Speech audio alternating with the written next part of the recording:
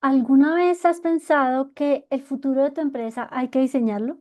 Hola, mi nombre es Paula Rivero, soy la directora de 360 Trend Lab y hoy te voy a estar hablando de tendencias que van a estar marcando nuestro futuro en los negocios. Aquí te voy a estar hablando de esas señales de cambio que van a ser determinantes para que nuestros negocios, nuestros emprendimientos y empresas tengan una proyección a largo plazo entre el 2025 y 2030. Lo que te voy a contar surge de la experiencia trabajando con 360 Trend Lab con muy distintos sectores industriales.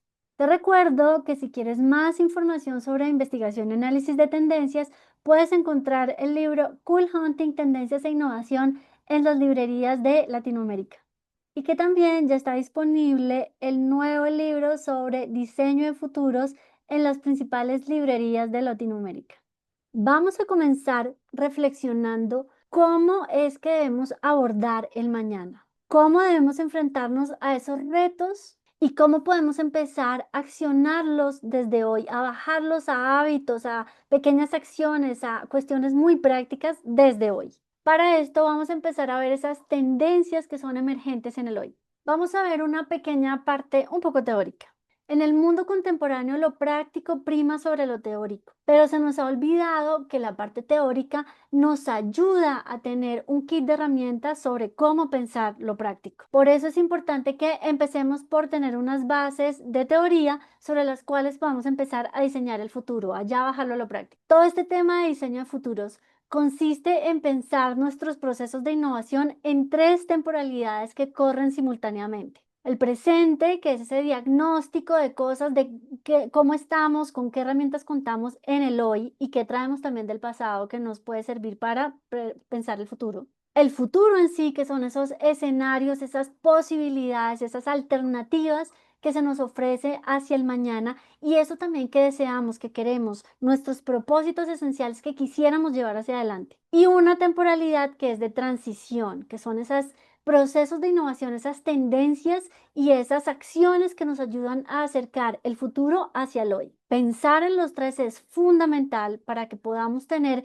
en el panorama todo lo necesario para hacer ese diseño de futuros. Para poder diseñar el futuro necesitamos conocer las señales de cambio que se están presentando en el presente y esas son las tendencias. Para poder analizar tendencias es necesario tener herramientas que nos den parámetros sobre cómo analizarlas y ubicarlos en estos radares. Ahí es donde esta gráfica se vuelve interesante, porque con esta gráfica podemos ubicar si las señales de cambio que estamos viendo son muy incipientes, si son ya un poco más maduras, si ya pasaron o si se encuentran ahí en ese intermedio en el que aún nos presentan muchas oportunidades y alternativas y sin embargo no han sido tan explotadas. En ese punto de señales del futuro próximo se encuentra nuestro reporte de tendencias que vamos a estar revisando.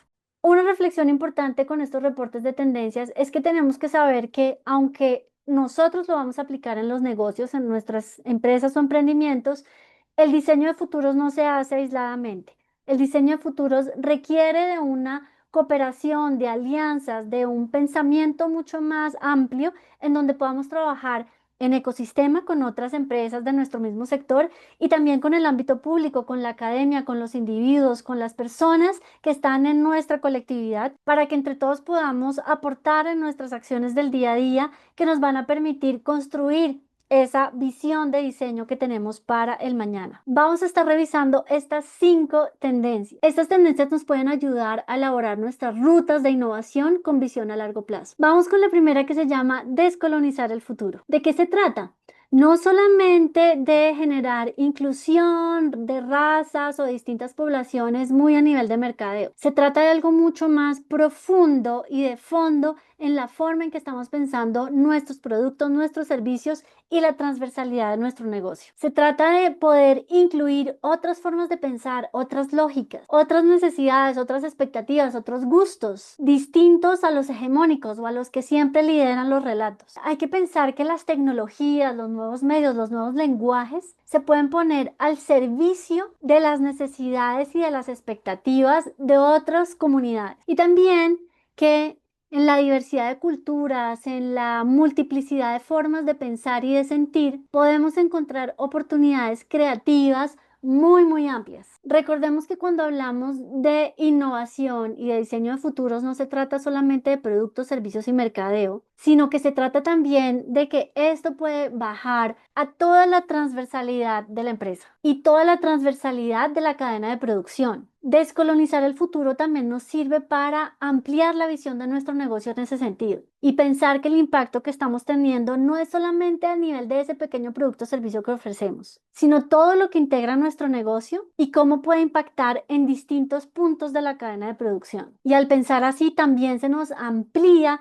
la concepción de ese usuario. Vamos a ver algunos ejemplos en distintos sectores y en distintos ámbitos. En el sector de la moda, en esta tendencia emergente, hay distintos debates y formas de abordar el tema. Este campo es muy amplio y daría para una conferencia de una hora. Pero en términos generales, por un lado estamos hablando de toda la parte, digamos, inmaterial, en donde caben los gustos, las estéticas, los relatos y los criterios con los cuales se evalúa la moda y cómo deberían ampliarse a miradas que no sean solamente europeístas o de los nortes globales, sino que también vengan de otras geografías y de otras culturas. Por otro lado, estamos hablando también de las formas de producción y cómo todos los saberes ancestrales que provienen de culturas diferentes a la europea deberían empezar a reevaluarse, a validarse y a volver a pensarse. Podemos encontrar a varias voces que están empezando a abordar ese tema, como por ejemplo esta base de datos que se llama Fashion and Race, y también tenemos estas voces expertas que están llevando este tipo de debates al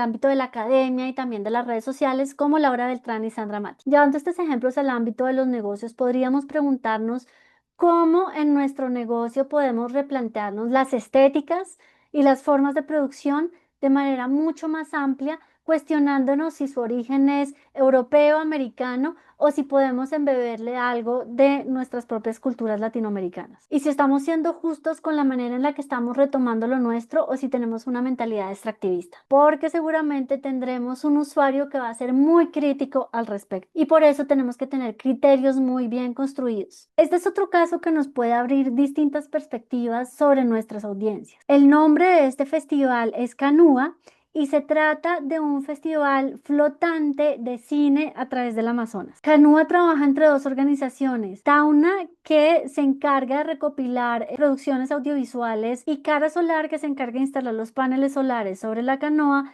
para que las proyecciones de cine sean sustentables con energía solar. Esto nos lleva a pensar también en incluir a poblaciones que no necesariamente son urbanas y que sin embargo tienen un interés de consumo, de relatos, de visiones y de tecnología que quizás no estamos aprovechando. Por último, dentro de esta tendencia tenemos el caso de Códice Futuro, que se dedica a trabajar la visión del futuro, la posibilidad que se nos abre hacia el futuro en conjunto con distintas comunidades indígenas.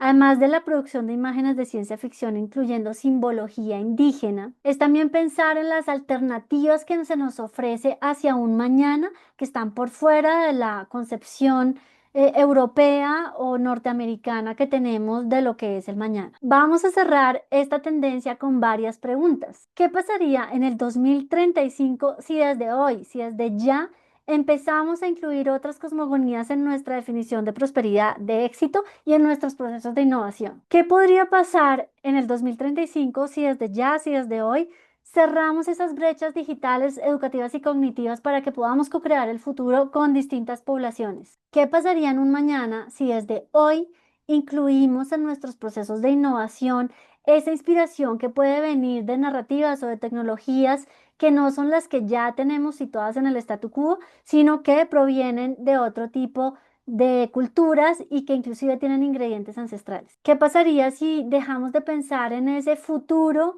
que está muy ligado a Hollywood y empezamos a construir una visión propia de futuro que integre las distintas sabidurías de nuestro país? Aquí la invitación es que no veas solamente el video y ya se acabó, sino que lleves estos contenidos y estas reflexiones a tu mesa de trabajo y empieces a pensar cómo podrías llevar estas ideas a tus procesos de innovación. Vamos con nuestra segunda tendencia para imaginar rutas de innovación con visión hacia el mañana. Esta tendencia se trata de darle sentido a la tecnología. Se trata de poner la tecnología al servicio de propósitos que tienen un fin superior a algo muy comercial. y de que la tecnología o los avances científicos no tengan valor por sí mismos, sino que su valor sea al cumplir un objetivo, una meta o algo que beneficia a una colectividad. Se trata de que la tecnología optimice el vínculo y la cooperación entre distintos actores del ecosistema. Y también de que la tecnología sirva para fortalecer y propiciar la construcción de comunidades. Hay un concepto que me gusta mucho que se lo escuché a un experto francés que se llama François Tadei, que es el Wikigai, que se trata de el Ikigai, es decir, encontrar nuestro propósito, pero no para algo individual, sino para algo que beneficie el colectivo. Yo extendería no solamente el colectivo de personas, sino también el entorno. Vamos a ver que esto no se trata solamente de un concepto hippie de estar todos unidos, sino que también puede ser trasladado al mundo de los negocios. Este primer caso es una startup que se llama Trifera y lo que hace es generar trazabilidad y comprender muy bien la primera milla de cualquier cadena de producción. Esa primera milla suele ser la más vulnerable, es donde se encuentran las materias primas. Y lo que ellos hacen es generar un análisis con inteligencia artificial a través de datos cruzados, de imágenes satelitales y datos producidos en otros puntos, para poder optimizar la resiliencia en esta fase de la cadena de producción. Y también tener mayor trazabilidad en la descarbonización en la cadena de producción, de forma que cuando se hacen auditorías se cuenten con datos precisos. Esto nos lleva a pensar en procesos de innovación que tienen en cuenta toda la cadena de producción, inclusive las que están por fuera de nuestro alcance o operatividad del negocio, y cómo podemos optimizar esa cadena de producción cooperando y trabajando en alianza con otros actores del ecosistema. En esta parte quiero presentarles dos casos y ambos son fintechs, es decir, empresas que trabajan en el ámbito financiero con tecnología. Por un lado está Ethic Hub, que funciona como una plataforma para financiar proyectos agrícolas que tienen un core, un centro de sostenibilidad. Y como ellos guardan trazabilidad del negocio en blockchain y pueden generar estos token ethics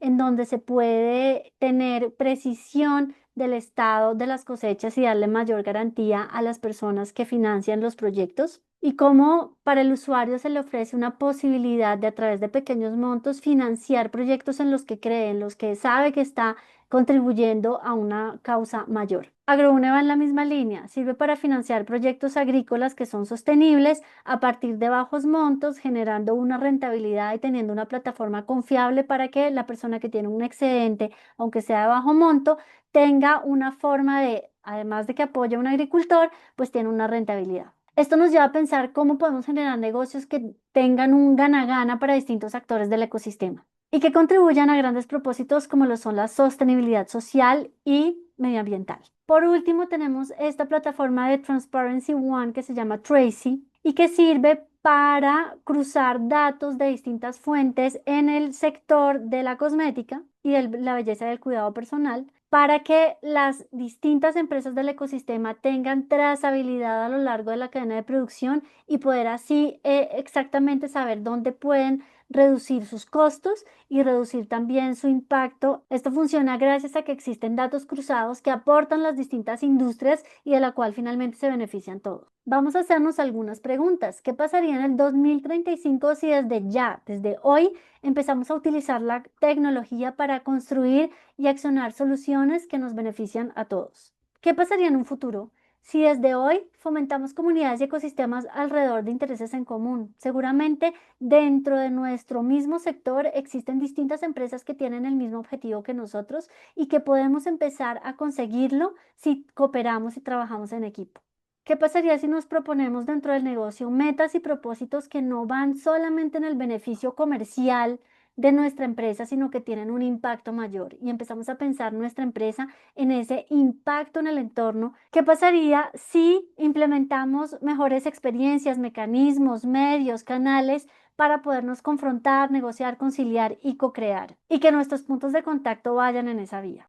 Bueno, vamos a ver una tendencia que en principio sería únicamente relacionada con el ámbito público, pero que en realidad representa oportunidades para los emprendimientos empresarios e iniciativas a nivel privado también. Esta tendencia se llama ciudades deseables y nos habla de cómo pensar la urbe, cómo pensar esta vida citadina, urbana, y podemos empezar a construir futuro desde esta vida urbana. Aquí también hay un concepto importante y es el de triple impacto y se trata de cómo podemos pensar esa vida en la ciudad, esos estilos de vida, de manera que tengamos sostenibilidad, social, financiera y medioambiental. Vamos a aterrizar esta tendencia en varios casos. Desde hace ya unos 10 años, la ciudad de París se puso unas metas, expectativas de lo que quiere llegar a ser para el 2050. Aquí se están analizando tanto las problemáticas como las oportunidades. Se está haciendo prospectiva sobre esas estadísticas de lo que pasaría si continuamos así de aquí al 2050. Y por otro lado, también se están haciendo especulaciones de lo que deseamos, de lo que queremos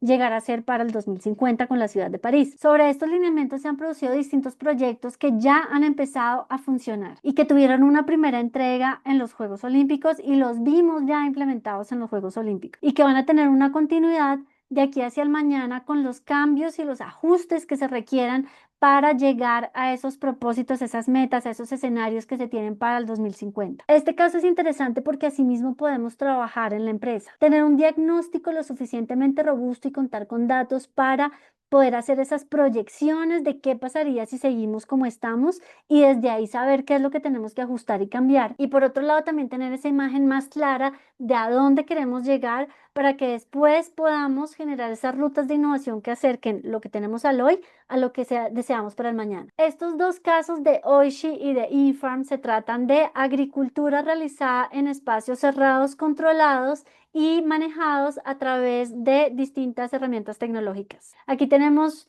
tecnología de inteligencia artificial aplicada a la optimización de producción de alimentos, tenemos un control automatizado de las condiciones óptimas para los vegetales, tenemos que esto puede ser llevado al restaurante o al lugar donde se consumen los alimentos para que haya la menor distancia entre la producción de alimentos y ya su consumo. Y aunque son ejemplos todavía muy emergentes, nos hablan de cómo podría ser esa autonomía de las ciudades en su producción y consumo de alimentos. Y cómo podríamos pensar en otras maneras de acercar igualmente la producción agrícola a la ciudad. Estas soluciones, si bien aún no son ni perfectas ni masivas, sí nos están dando señales de cambio e indicios de hacia dónde podríamos crecer. Y nos abren preguntas sobre cuál es nuestra relación con el agro y también cuál es nuestra relación con la producción de alimentos y cómo podría ser en un futuro y cómo podemos empezar desde hoy a trabajar en ese tema. Y no solamente de alimentos, sino de todo lo que sean materias primas para nuestra cadena de producción. Esta iniciativa surge en India y se llama Women Walk at Midnight y se trata de un colectivo de mujeres que pensando en la inseguridad y en la amenaza que representan las calles para una mujer en la noche, se juntan, se reúnen para hacer recorridos por las ciudades en grupo entre mujeres y un poco cambiar también la mentalidad y la experiencia que tenemos las mujeres en las calles en la noche. También se trata como de conquistar esos espacios de la noche a las que las mujeres casi nunca tenemos acceso porque nos da miedo, porque tenemos en el imaginario que es peligroso o porque en realidad es peligroso. Pienso que colectivos como este nos ayudan a tener cambios de mentalidad en el que nos cuestionemos qué significa la ciudad para nosotros y cómo la vivimos. Y para que las marcas entiendan que puede haber otras formas de habitar los espacios públicos y de habitar la ciudad distintas a las que ya existen en nuestra mentalidad. Y esto se puede gestionar desde colectividades o comunidades de personas que tienen algo en común. Vamos a hacernos algunas preguntas sobre esta tendencia. ¿Qué pasaría en un futuro si desde ya definimos qué es lo más deseable, no solamente para la empresa, sino para ese entorno de la empresa en la ciudad? ¿Qué pasaría si empezamos a trabajar y a integrar distintos habitantes de la ciudad en nuestras ideas? ¿Qué pasaría si el centro de nuestra innovación se piensa también de forma más sostenible desde lo medioambiental, pero también lo social y lo financiero? ¿Y qué pasaría si pensamos la ciudad no como este monstruo de cemento, sino también más armonizadas con la naturaleza? Este es el momento en el que estas tendencias se empiezan a convertir en ideas y propuestas, porque tú vas a ir y reflexionar sobre lo que acabamos de hablar y desde ahí vas a generar tu propia visión. Esta tendencia nos habla de esos espacios, de esos momentos, de esas experiencias en los que podemos encontrarnos como colectividad, en los que no solamente encontramos puntos en común porque nos divertimos o nos entretenemos juntos, sino porque también encontramos esos vínculos humanos que tanta falta nos hacen y en donde las marcas pueden encontrar su espacio para quedarse memorablemente en la vida de las personas y formar parte de su estilo de vida. Son esos espacios en los que nos encontramos para sentir que estamos compartiendo algo que además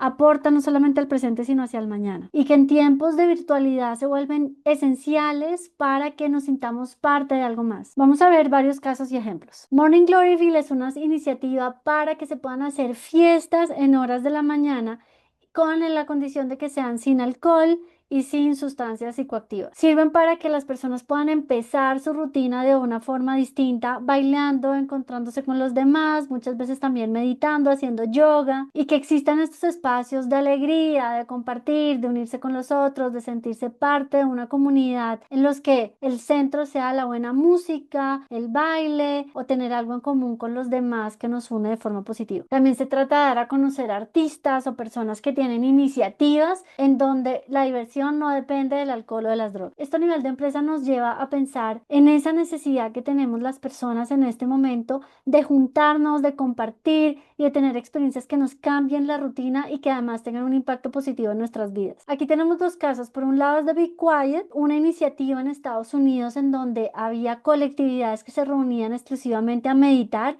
y lo hacían en espacios públicos para tener una experiencia distinta, tranquila de meditación en estos lugares. Y por otro lado tenemos Colombia Respira, que es una iniciativa para también generar estos espacios de meditación y yoga en donde la ciudad se una a través de estos principios de calma, quietud y deseo de paz y de mejora de la ciudad y del país. Este va muy en la línea de lo anterior, cómo podemos encontrar esos espacios en donde nos una algo en común, pero de forma muy tranquila, relajada y que integre distintas generaciones en un mismo espacio. Esta tercera es una iniciativa en Nueva York que se llama Reading Rhythms y que se trata de juntarse a leer. No es nada más, es solamente darse cita en un espacio público preciso en donde todo el mundo lleve un libro y se puedan juntar en silencio solamente a leer y a sentir que forma parte de una colectividad en la que puede confiar y en la que puede estar tranquilo y está haciendo la actividad que más le gusta. Y por otro lado está haciendo una actividad contra tendencia que es leer. No vas a mirar el celular, no vas a bailar ni hacer ruido, sino vas a mantener tu concentración leyendo. Y sin embargo, sintiéndote parte de una colectividad que tiene un interés en común que es la lectura. Esto nos habla de cómo las marcas deberían empezar a mapear esas iniciativas que parecen contratendencia, pero que van cogiendo fuerza y que pueden llegar a volverse corrientes principal. Y de todas esas actividades que han quedado un poco en el olvido o relegadas debido al vertiginoso consumo digital y que sin embargo tenemos necesidad de hacer porque nos reconecta con algo esencial nuestro humano. Esto nos lleva a plantearnos preguntas. ¿Qué pasaría en un futuro si desde ya empezamos a fomentar la creación de comunidades alrededor de una pasión en común? Puede ser algo muy sencillo, puede ser algo inclusive simple, pero que despierta en nosotros esas emociones, esos sentimientos y esos valores alrededor de los cuales nos queremos reunir. ¿Qué pasaría si pensamos el cuerpo no solamente en términos de fitness, sino también como del principio de bienestar? ¿Qué pasaría si pensamos desde nuestras empresas en el cuerpo de las personas, no solamente como algo estético o una cuestión de vanidad, sino porque es ahí donde habita el bienestar en el día a día, en la forma en que manejas tu cuerpo? Y cómo nuestra marca puede ayudar a que esos cuerpos se sientan mejor. ¿Qué pasaría si proponemos actividades que nos reconecten desde lo interno, desde lo interior, desde lo introspectivo, pero que después resultan siendo una conexión en lo colectivo, en la comunidad, y que nos lleva a sentirnos que pertenecemos a algo más grande que nuestra individualidad? ¿Y qué pasaría si en un mundo tan lleno de conflictos y lleno de disparidades y de polarización pensamos que podemos crear experiencias y mensajes que ayuden a sanar esos conflictos desde lo simbólico o desde lo poético o lo estético llevado a experiencias? Esta tendencia la llamamos futuros multiespecie. Cuando hablamos de multiespecie, últimamente nos referimos a los perrijes y a los gatijes y a convivir, digamos, cotidianamente con animales de compañía. Pero aquí vamos a abordarlo de una forma más amplia. Vamos a hablar de biodiversidad y cómo nuestras propuestas de innovación centradas en el humano, que es como la propuesta del design thinking, ahora ya no deberían estar solamente centradas en el humano, sino centradas en el entorno natural. Y desde ahí pensar la biodiversidad como una fuente de inspiración y de necesidad para el diseño, teniendo también un pensamiento sistémico en el que todo está interconectado y cualquiera que sea nuestra acción va a impactar la vida en su amplio espectro. Este es un tema que parece muy divergente y muy extraño en nuestros procesos de innovación, pero que en realidad desde ya es la fuente de muchas startups y de muchas oportunidades de innovación y de diseño. Cuando empecé a armar este reporte me preguntaba si sí habrá suficientes casos para poder nutrir esta tendencia.